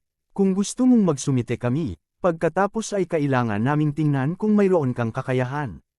Kumislap ang mga mata ng sect leader ng Heavenly Hate Sword Sect. Hehe, ang Great Blade Blood Corpse ay ngumisi at sinabing, sige, kung ganoon nga, panuurin mong mabuti. Nang matapos siyang magsalita, may ilang dragon na biglang lumipad sa paligid. Nya, 1, 2, 3, 15, 16. Nang bumangon ang 16 na wyvern, nagulat ang lahat. Ang mga ito ay hindi 16 na maliliit na wyvern, ngunit 16 na malalaking wyvern. Ang Great Saber Blood Corpse na ito ay talagang may lakas na 160 dragon. Malapit na silang mahimatay. Hindi niya alam kung sila ay buhay o patay, ngunit maaari pa rin nilang gamitin ang True Chi. Pinakamahalaga, mayroon silang 160 dragon powers. What the F asterisk sick, paano pa siya lalaban? Lahat ay nasa kawalan ng pag-asa. Sapat na ang 160 dragon power para patayin sila. Muling nagpalitan ng tingin ang Sect Master ng Heavenly Hatred Sword Sect at ang House Master ng Wild Dragon Manor. Nayanig na ang kanilang mga puso. Nasa 120 dragon lang sila, kaya paano nila lalabanan ang 160 na bangkay ng dugo? Bukod dito, mayroong 2 bangkay ng dugo. Hindi kaya dito ako mamamatay ngayon. Ang sect leader ng Heavenly Hatred Sword Sect ay nakatayong nakaugat sa lupa. Siya ang sect leader ng Heavenly Hatred Sword Sect. Mayroon siyang 10,000 mga disipulo sa ilalim ng kanyang utos at hindi mabilang na mga dalubhasa. Pero heto, para siyang langgam. Hanggat gusto ng Blood Corpse, ang kanyang ulo ay agad na babagsak sa lupa. Sa oras na ito, natapos na ng gintong kabaong ang lahat ng dugo. Nako, tapos na. Kailangan ko pa ng dugo. Maaari kitang bigyan ng ilang oras. 10 hininga. Kung hindi ko makuha ang iyong sagot pagkatapos ng 10 paghinga, ikaw ang magiging sakripisyo para sa muling pagkabuhay ng aking amo, malamig na sabi ng Great Saber Blood Corpse. 10 paghinga. Iyon ay 10 paghinga ng oras. Ito ay napakaikli, ngunit para sa isang eksperto tulad ng Sect Master ng Heavenly Hatred Sword Sect, marami siyang naiisip. Ang Sect Master ng Heavenly Hatred Sword Sect at ang House Master ng Wild Dragon Manor ay nag-alinlangan. Sect Master, hindi ka. House Master, huwag ka nang pumayag. At most, mamamatay lang tayo. Sect Master, gusto mo bang maging isang bagay na hindi tao o multo? Let's fight to the death. Ang ganitong klase ng demonyo ay tiyak na mapaparusahan ng Heavenly Dao. Naghiyawan ang mga tao sa likod nila. Sabay na huminto ang 2 taong nag-aaway sa kabila at napaatras sa gilid. F asterisk sick, 160 dragon powers, at magagamit pa niya ang Truth Chi. Hindi napigilan ni Yesuan na lunukan ang kanyang laway. Bigla niyang naramdaman na nagkamali siya. Kung ginamit niya ang Beast King's Rampage para patayin ang mga taong ito mula pa sa simula, ang kanyang lakas ay tumaas ng husto. At saka, kung ginawa niya iyon, maaaring nabuhay na muli ang 2 blood corpses. Gayunpaman, matatakot kaya si Yesuan sa kanila noon. Sa oras na ito, si Yesuan ay lihim na nagkalkula sa kanyang isipan. Sa kanyang 101 dragon powers, kung ginamit niya ang Beast King's Rampage, ang kanyang bilis ay tataas sa higit sa 130 dragons. Pagkatapos, kung ginamit niya ang agility, ang kanyang bilis ay malapit sa 160 dragons. Gayunpaman, ang 2 blood corpses ay naiiba sa copper corpses, iron corpses, at silver corpses. Maaari nilang gamitin ang Truth Chi, na nangangahulugan na maaari rin silang gumamit ng martial arts. Nagdilim ang mukha ni Yesuan. Tila isa lang ang paraan para mapuntahan niya ngayon, at iyon ay para makuha ang mga interspatial ring na iyon at makalusot. Gayunpaman, ito ay lubhang mapanganib, dahil kung makaakit sila ng pansin, malamang na sila ay mamatay sa daan. Na may malungkot na mukha, tahimik siyang lumapit sa sulok kung saan naroon ang bangkay ng Sect Master ng Sun Moon Sect. Nawalan din ng gana si Elder Yan na lumaban at lumapit sa sarili niyang pangkat. Ngayon, mayroon silang iisang kaaway, at iyon ay ang 2 blood corpses. Sige, 10 paghinga ang lumipas. Ano sa tingin mo? Tanong ng Blood Corpse with the Big Saber. Ang Sect Master ng Heavenly Hatred Sword Sect at ang House Master ng Wild Dragon House ay muling nagkatinginan at saka sumigaw, patayin. Sa sandaling sinabi niya iyon, sinalakay niya at ng House Master ng Wild Dragon House ang 2 blood corpses. Nang makita ito ng 12-dosenang mga tao sa likuran nila, tuwang-tuwa sila at walang humpay na umatake. Bagamat masyadong malaki ang gap sa kanilang realms, nagkaroon sila ng kalamangan sa mga numero. Ang labanang ito ay hindi isang kompletong massacre. Gayunpaman, nang lumipat ang 2 blood corpses, napagtanto nilang mali sila. Isa talaga itong massacre. Ang ilan sa kanila ay walang silbi. Hindi nila mahuli ang mga figure ng 2 blood corpses. Hiss! Hiss! Hiss! Umalangaw-ngaw ang serye ng malulutong na tunog sa main hall.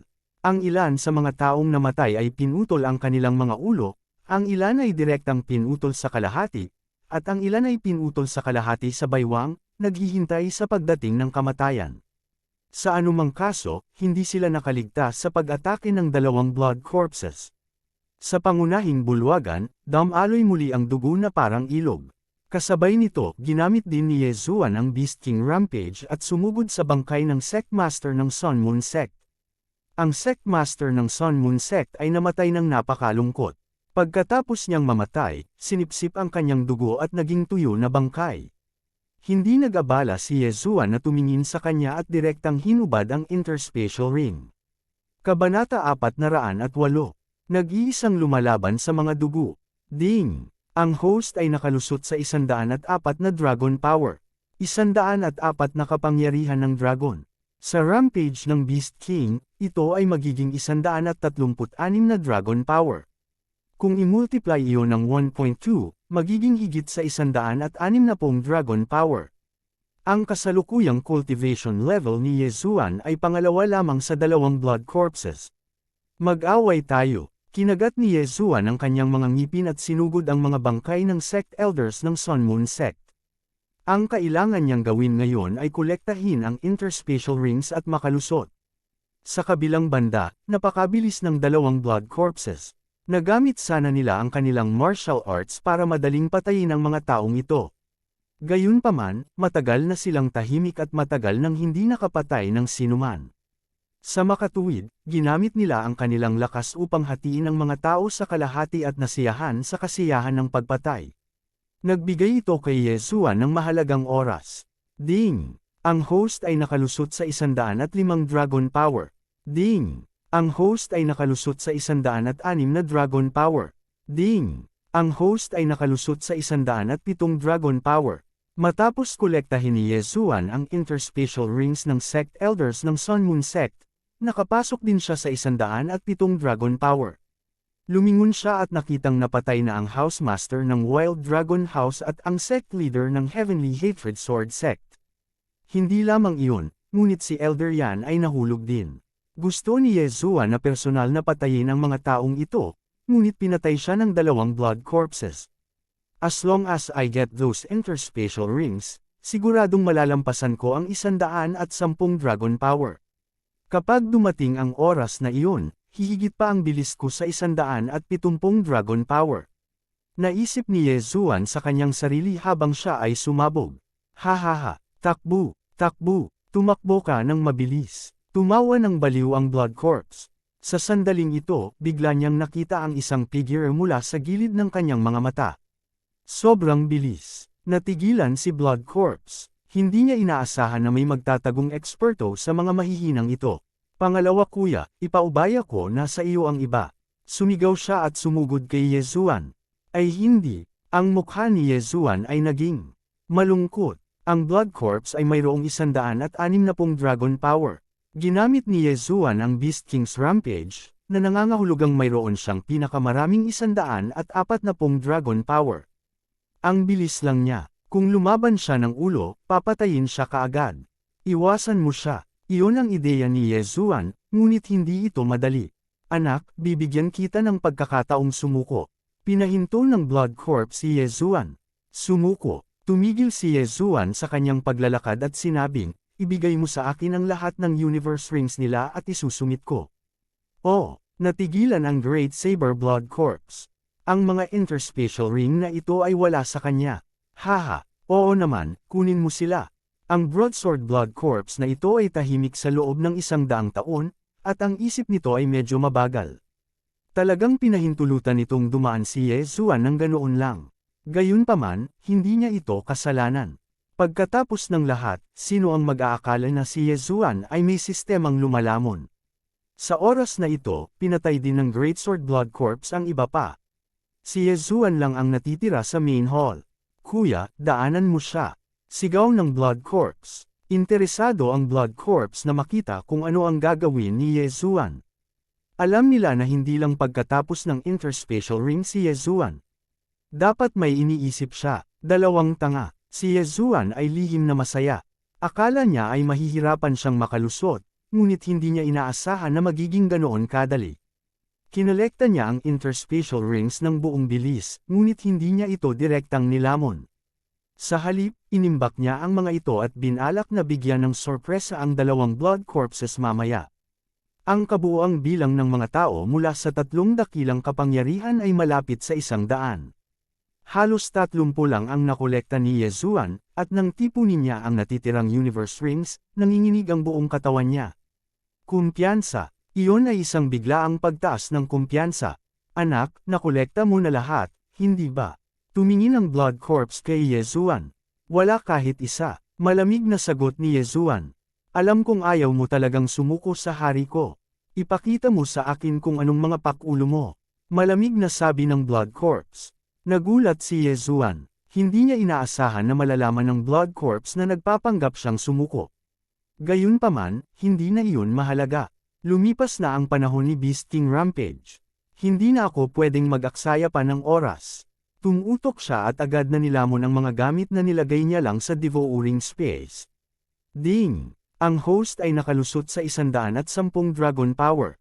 3 dragon power. Ang mga bagay na ito ay sapat lamang para makalusot si Yezuan ng 3 beses. Napakaliit nito, ngunit inaasahan na ito ni Yezuan. 110 kapangyarihan ng dragon. Sa Beast King Rampage, maaabot niya ang 143 dragon power. Sa karagdagan ng kanyang liksi, ang kanyang bilis ay lumampas sa 170 dragon power. Tinansya niya na ang kanyang bilis ay dapat na halos kapareho ng 2 blood corpses. Gayunpaman, 20 dragon power pa rin ang layo niya sa kanila. Isa pa, lumalaban siya mag-isa. Sa makatuwid, nagkaroon ng isang mahirap na labanan sa hinaharap. Good boy, ang dami mong nalagpasan na dragon power. Minamaliit kita, pero sa paningin ko, basura ka pa rin. Namilog ang mga mata ng blood corpse. Lumingon siya at sinabing, "Second brother, huwag kang makialam." Malinaw na gustong labanan ng blood corpse si Yezuan ng one-on-one. Ito talaga ang gusto ni Yezuan. Sige, kung one-on-one, mas malaki ang chance akong manalo. Napaisip si Yezuan sa kanyang sarili. Halika na. Hindi napigilan ng blood corpse ang pag-atake. Isang crescent blade ang nalaslas sa hangin. Gumagamit siya ng martial arts. Whoosh! Pinakawalan ni Yezuan ang kanyang buong bilis. Iniwasan niya ang laslas at hinarap ito. Ng ulo, underworld swordsmanship, sword descends to the underworld. Blood burst slash. Sa isang kisap mata, nag-aaway silang dalawa. Isang tao at isang blood corpse. Nagkaroon ng pagkakaiba ng 20 dragon power sa pagitan nila. Sa normal na mga pangyayari, ang pagkakaiba ng 20 dragon power ay karaniwang magreresulta sa agarang kamatayan. Gayunpaman, hindi iyon ginawa ni Yezuan. Ang bilis niya ay mas mabilis pa sa blood corpse. Oh, ikaw ay lubos na kaya, bata. Kung hindi dahil sa 100 taon na akong natutulog at hindi pa nasanay, matagal na kitang pinatay. Maangas na sabi ng blood corpse. Sa katunayan, sa kanyang tech, mayroon lamang siyang 130 dragon power. Pagkatapos niyang maging isang silver corpse, bumagsak ang kanyang kaharian, ngunit bilang kapalit, nagkaroon siya ng mahabang buhay. Ngayon na siya ay nag-evolve mula sa isang silver corpse hanggang sa isang blood corpse, ang kanyang lakas ay tumaas ng 30 dragon power. Kaya naman, hindi pa siya nasanay. Nangangahulugan ito na ang kanyang lakas ay mas mababa sa 160 dragon power. Hindi pa rin sanay. Good news. Nanlaki ang mga mata ni Yezuan. Ang kanyang kalaban ay hindi pa nasanay sa kanyang bagong kaharian, na nangangahulugan na ang kanyang mga pagkakataong manalo ay mas mataas. Khlang, khlang, khlang. Pagkatapos ng ilang round ng labanan, naunawaan din ni Yezuan na ang Crescent Blade sa kamay ng Blood Corpse ay isang mid-grade celestial artifact. Ito ay masamang balita para sa kanya. Kung magpapatuloy ito, siguradong matatalo ako. Napaisip si Yezuan sa kanyang sarili. Kwalipikado lang siyang lumaban sa Blood Corpse dahil ginamit niya ang Beast King Rampage. Kung lumipas ang tagal ng Beast King Rampage, agad siyang papatayin ng Blood Corpse. Kabanata 409. Paggising. Kung inubos niya ang kanyang trump card, Beast King Rampage, kung gayon si Yezuan ay magiging dead meat. Nag-isip siya sandali at sa wakas ay nagpa siya na gumamit ng isang matinding pamamaraan. Dugo para sa dugo. Ito ay dahil nalaman niyang ang broadsword Bloody Corpse ay may suot na interspatial ring sa kaliwang kamay nito. Maaaring gumamit ang Blood Corpse ng True Chi at martial arts, na nangangahulugan na maaari rin itong gumamit ng interspatial rings. Gawin natin ito. Ang mga mata ni Yezuan ay kumikinang ng maliwanag. Hinawakan niya ang Dragon Slayer sword sa isang kamay at nilaslas ang Blood Corpse. Haha, you want to trade arms with me? Pagbibigyan kita ng wish mo. Agad na naunawaan ng Blood Corpse ang intensyon ni Yezuan, ngunit wala itong intensyon na umiwas. Itinaas nito ang kamay at nilaslas ang ulo ni Yezuan. Biglang umiwas si Yezuan at nilaslas ang kaliwang braso ng Blood Corpse gamit ang kanyang Crescent Blade. Kasabay nito, ang kanyang Dragon Slayer sword ay naputol na sa braso ng Blood Corpse. Sa kabutihang palad, hindi masyadong malakas ang depensa nitong malaking bangkay ng dugong sable, kaya diretso itong nilaslas ng espada ni Yezuan.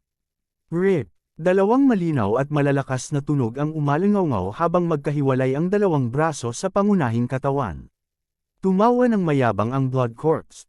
Tumakas ito sa bilis ng kidlat at naghiwa ng malaking butas sa tiyan ni Yezuan. Sa orihinal, hindi sana tinamaan si Yezuan. Gayunpaman, ang kanyang target ay ang braso, kaya kailangan niyang tiisin ang pinsala. Naputol ang kaliwang braso at balikat ni Yezuan. May butas ang tiyan niya. Siya ay nasa matinding sakit. Gayunpaman, naramdaman niyang sulit ang lahat. Haha, anak, ang Blood Corpse na pinino ni Master ay may napakalakas na kakayahan sa pagbawi. Wala pang 2 segundo, makakapagpalago na ako ng bago. Ang Great Sword Blood Corpse ay muling tumawa ng baliw. Ganun ba? Bahagyang pumulupot ang mga labi ni Yezuan. Ang kanyang sugat ay naghihilom sa bilis na nakikita ng mata. Ano? Parehong natigilan sina Dadao at Bloody Corpse. Hindi nila namamalayan na sumulyap sa kanilang kaliwang braso at napagtanto na ang bilis ng kanilang paggaling ay talagang mas mabagal kaysa kay Yezuan. Paano magkakaroon ng ganoong bilis ng pagbawi ang isang tao? Gayunpaman, sa sumunod na sandali, ang kanyang ekspresyon ay naging lubhang madilim dahil nakita niya na ang bilang ng mga wyvern ni Yezuan ay nagbago. Noon lang niya naalala na si Yezuan ay may espesyal na kakayahan na nagpapahintulot sa kanya na agad na mapataas ang kanyang antas ng paglilinang. Sa orihinal, si Yezuan ay mayroon lamang 143 dragon. Gayunpaman, pagkatapos makuha ang Universe Ring ng Great Saber Blood Corpse, ang kanyang buong pagkatao ay iba. Ding! Nakalusot ang host sa 115 dragon power.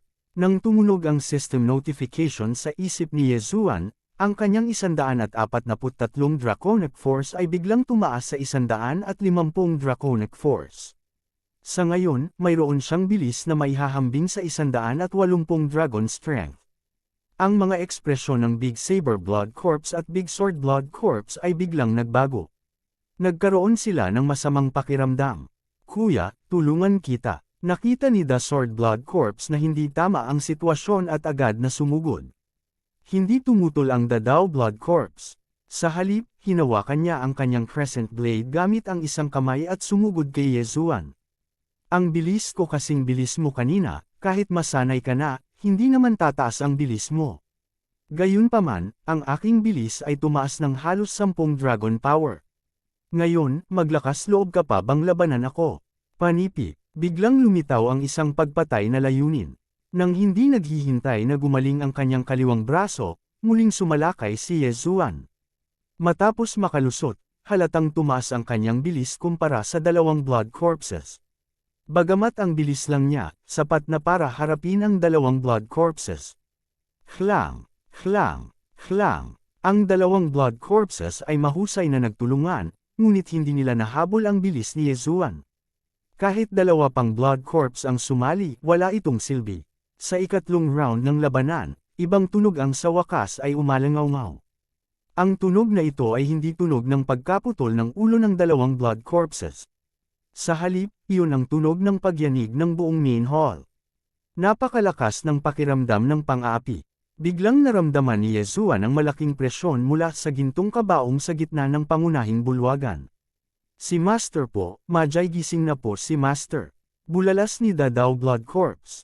Ano? Ang pangungusap na ito ay natakot kay Yezuan ng halos mamatay.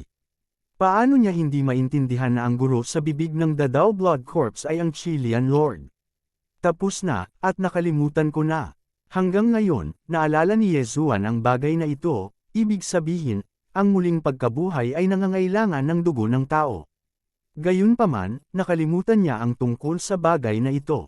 Ang kanyang mukha ay biglang lumubog sa ilalim ng lambak. Sa oras na ito, ang pangunahing bulwagan ay walang anumang labasan. Paano siya makakatakas? Nagulat na lang siya, biglang lumakas ang ingay sa main hall, at diretsyong bumukas ang mga pinto sa paligid. Hindi maganda, ang guro ay nagising, libu-libong bangkay ang lumuhod. Binuksan ni Dadao Blood Corps ang kanyang mga mata. Ang mekanismong ito ay naitakda ng daan-daang taon na ang nakalilipas. Hanggat ang Golden Armor General, iyon ay, ang Chilean Lord ay muling nabuhay, kung gayon ang lahat ng bakal na bangkay at tansong bangkay ay magkikita. Gayunpaman, para kay Yezuan, ito ay isang nakakagulat na piraso ng magandang balita.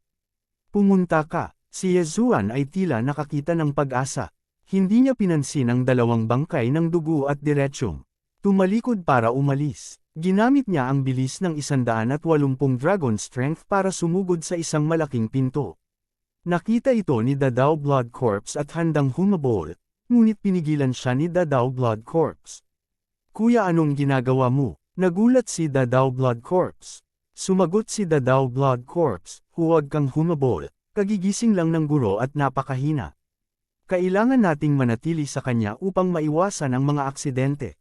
Pagkatapos ng kanyang paalala, nag-react din ang Greatsword Blood Corps at tumango, tama, at ang pintong iyon ay patungo sa Netherworld Abyss. Mayroong lumilipad na centipede ng Second Order Chi control ang realm doon. Kapag nakapasok siya, mamamatay siya. Bumang! Sa oras na ito, biglang bumukas ang gintong kabaong, at agad na umupo ang isang lalaking nakasuot ng gintong baluti. Ang lalaking ito na nakasuot ng golden armor ay natural na ang Chilean Lord ng 100 taon na ang nakakaraan. Congratulations kay Master sa paggising. Lumuhad sa isang tuhod sina Dadao Blood Corps at Dadao Blood Corps at magalang na nagsabi. Kasabay nito, isang malaking bilang ng mga bakal na bangkay ang pumasok mula sa lahat ng direksyon, lahat ay nakaluhod. Ang Golden Armor man ay tumayo mula sa ginintoang kabaong, ang pares ng dagwang mga mata ay kumurap, at ang sulok ng kanyang bibig ay bahagyang nakataas.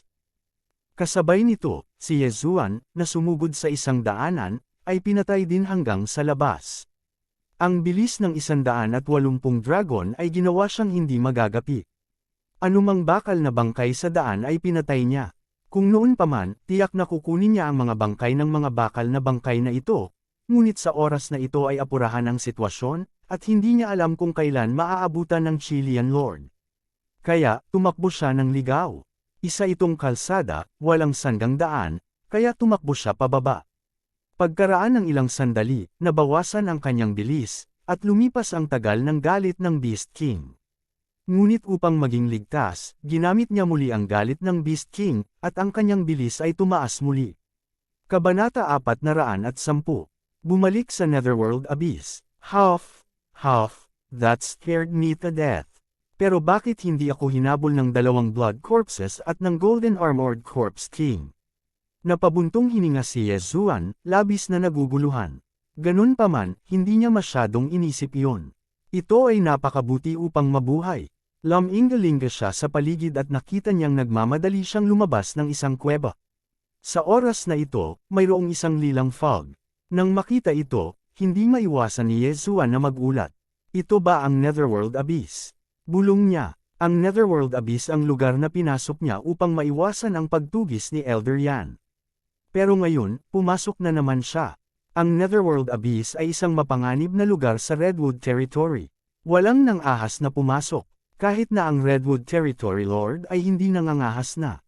Si Yezuan ay walang magawa. Maging ang Redwood Territory Lord, na nasa Spirit Realm, ay hindi nang ahas na pumasok. Siya, na nasa Spirit Realm, ay malamang na mapapahamak. Imposibleng tumalikod. Mukhang dito lang ako makakalabas ng paraan. Tumingin si Yezuan sa likod niya, pagkatapos ay mabilis na pumasok sa Purple Fog. Sa oras na ito, para siyang naglalakad sa isang single-plank bridge. Ang isang dulo ng tulay ay isang tigre, at ang isa ay isang leon. Nasa dilema siya. Sinasabing ang Netherworld Abyss ay puno ng mga makamandag na nilalang na may higit sa 100 dragon power. Bilang karagdagan sa Lilang Fog, ito ang pinakamapanganib na lugar sa Redwood Territory. Gayunpaman, si Yezuan ay may dugo ng Sacred Tree of Life sa kanyang katawan. Hindi siya natatakot sa lason, ngunit natatakot siya sa mas malalakas na sagradong hayop, tulad ng Flying Centipede ng Royal Air Level 2. Pagkatapos pumasok ni Yezuan sa Purple Fog, kinuha niya ang kanyang compass. Naalala niya na noong hinabol siya ni Elder Yan, pumunta siya hanggang sa hilaga sa Netherworld Abyss. Kaya sa pagkakataong ito, kailangan niyang pumunta sa timog. Baka makabalik siya sa lugar na iyon. Hinawakan niya ang bawang sword sa kanyang kamay at maingat na naglakad. Sa oras na ito, isa siyang eksperto sa 115 dragon power. Kung gagamitin niya ang Beast King Rage, maaabot niya ang 150 dragon power. Gayunpaman, kung nakatagpo siya ng ilang makapangyarihang sagradong hayop at tinambangan kapag nag-react siya, ito ay isang trahedya. Kaya naman, naging maingat siya. Naglakad siya saglit, at biglang may pumasok na ingay sa tenga niya. Naningkit ang mga mata niya, at bigla siyang lumingon. Hiss! Ang Dragon Slaying Sword ay tumama sa isang bagay at ito ay nahulog sa lupa. Itinuon ni Yezuan ang kanyang mga mata at napagtanto na ito ay isang maliit na berdeng ahas na kasing kapal ng daliri. Sa sandaling ito, naputol na ang maliit na ahas, ngunit namimilipit pa rin ang 2/2 ng katawan nito. Sa sandaling iyon, tinapos ito ni Yezuan ng isa pang slash. Ang maliit na berdeng ahas ay namatay sa isang iglap. Gayunpaman, hinayaan pa rin ng mga ugat nito na kumagat, at ang buntot nito ay patuloy na pumipihit. Inilagay ni Yezuan ang bangkay sa kanyang devouring space. Tinansya niya na ang maliit na berdeng ahas na ito ay halos 115 dragon na sagradong hayop, katulad niya. Maganda sana kung lahat ng tao dito ay nasa ganitong antas. Walang magawang umiling si Yezuan. Ngayon, isang pagkakataon na lang niyang gamitin ang Beast King's Rampage, at kailangan niyang gamitin ito ng maingat. Nagpatuloy siya sa unahan. Sa oras na ito, 2 oras na ang nakalipas mula nung pumasok si Yezuan sa Netherworld Abyss. Sa kalahating oras na ito, nakatagpo siya ng maraming sagradong hayop, at lahat ng mga ito ay nakakalason. Ang pinakamakapangyarihan ay isang killer bee na may 130 dragon na sagradong hayop. Hindi nakareact si Yezuan sa oras at hindi sinasadyang natusok siya, at nanakit siya ng 1 buong oras. Ang sakit na dinanas niya sa oras na ito ay higit pa sa sakit na dinanas niya sa nakalipas na 3 araw. Buti na lang at may bloodline siya ng Sacred Tree of Life, kung hindi ay patuloy pa rin siyang makaramdam ng sakit hanggang sa bumagsak ang kanyang mga ugat. Maraming mga sagradong hayop sa Netherworld Abyss, at si Yezuan ay nagtipon din ng ilang mga bangkay. Iniligtas niya ang ilang bangkay para gamitin ang Beast King's Rampage, at pagkatapos ay nilamon ang iba pang mga bangkay. Pinahintulutan siya ng mga bangkay na ito na makalusot mula sa 115 kapangyarihan ng dragon hanggang sa 117 kapangyarihan ng dragon. Tumaas din ang kanyang kakayahan sa pagtatanggol sa sarili.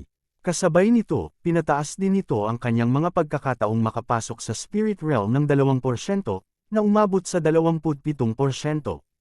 Ang pagkakataong ito ay mas mababa sa 1 sa 3. Ang pagkakataong ito na makalusot ay ang kanyang pinakamalaking trump card. Kung maabyutan ng Golden Armored Corpse King at hindi niya ito matatalo sa Beast King's Rampage, susubukan niyang makalusot. Bagamat isa lamang sa 4 na pagkakataon, ito lang ang magagawa niya. Sa kabutihang palad, ang paglusot mula sa Spirit Realm hanggang sa Spirit Realm ay maaaring tumaas ang rate ng tagumpay sa pamamagitan ng pagkonsumo ng mga kayamanan. Kabisado ni Yezuan ang mga kayamanang ito sa kanyang puso. Sa oras na ito, iniisip niya kung nasa Netherworld Abyss ang Nethergrass na maaaring magpalaki ng pagkakataong makalusot ng 10%. Kung makukuha niya ito, aabot sa 37% ang kanyang pagkakataong makalusot. Nethergrass, ang Netherworld Abyss, narito ang pag-asa. Nilunok ni Yezuan ang kanyang laway. Isinapanganib niya ang kanyang buhay upang mahanap ang Nethergrass. Mas mabuti kung mahahanap niya ito, ngunit kung hindi niya mahanap, ayos lang. Pagkatapos ng lahat, Ang kanyang pangunahing layunin ay umalis sa Netherworld Abyss. Nagpatuloy siya sa paglalakad patimog. Pagkatapos ng kalahating oras na paglalakad, bigla siyang huminto. Hindi siya naglakas loob na gumawa ng tunog, dahil tila may isang napakalaking bagay na dumaan sa itaas ng kanyang ulo. Hiss! Isang sumisitsit na tunog ang pumasok sa tainga ni Yezuan. Kanina pa niya narinig ang tunog na ito. Isang flying centipede. Isang flying centipede na maihahambing sa isang level 2 flying centipede. Hindi ako nakikita, hindi ako nakikita, hindi ako nakikita. Si Yezuan ay nakatayo sa parehong lugar habang siya ay bumubulong sa kanyang puso. Ang level 2 flying centipede ay mayroong hindi bababa sa 200 dragon power. Kasabay nito, ito rin ang pinuno ng Netherworld Abyss. Kung mapapansin siya ng bagay na ito, hindi makakaligtas si Yezuan kahit na magkaroon siya ng 10 buhay. Matapos maramdaman na umalis na ang flying centipede, nakahinga ng maluwag si Yezuan. Kung kanina lang may umambas sa kanya, tapos na siya. Matapos mangyari ang ganoong bagay, bumilis ang kanyang mga yapak. Gayunpaman, 2 minuto pagkatapos dumaan ang flying centipede, biglang naramdaman ni Yezuan na may mali. Pakiramdam niya ay kanina pa siya nandito. Sa oras na ito, nagsimulang magkabisa ang formation break ang Master Bloodline sa kanyang katawan. Napagtanto niya na dapat magkaroon ng maze formation dito. Anong nangyayari? Bakit magkakaroon ng maze formation sa isang mapahamak na lugar tulad ng Netherworld Abyss? Gulat na sabi ni Yezuan. Ang Netherworld Abyss ay ang pinakamapanganib na lugar sa Redwood Territory. Maging ang Redwood Territory Lord ay hindi nang ahas na pumasok. Gayunpaman, nagkaroon ng maze formation sa isang mapanganib na lugar. Ano ang nangyayari? Baka naman may kung anong yaman dito. Hulaan ni Yezuan sa kanyang puso. Napaka-curious niya, pero sobrang takot din. Ang mabubuting bagay ay kadalasang may kasamang panganib. Maraming kayamanan ng langit at lupa ang binabantayan ng mga makapangyarihang Saint Beast. Kaya naman, ibinasura niya ang ideya at nagpas siyang umalis muna rito. Pagkatapos, naglabas siya ng earth tool na minsan niyang pinik at ipinasok ito sa lupa. Gayunpaman, ang maze formation na ito ay napakalakas. Wala pang 1 minuto naglakad siya pabalik. Siya ay napakawalang magawa, ngunit siya ay napakakalma dahil karaniwang walang mga Saint Beast sa isang maze formation.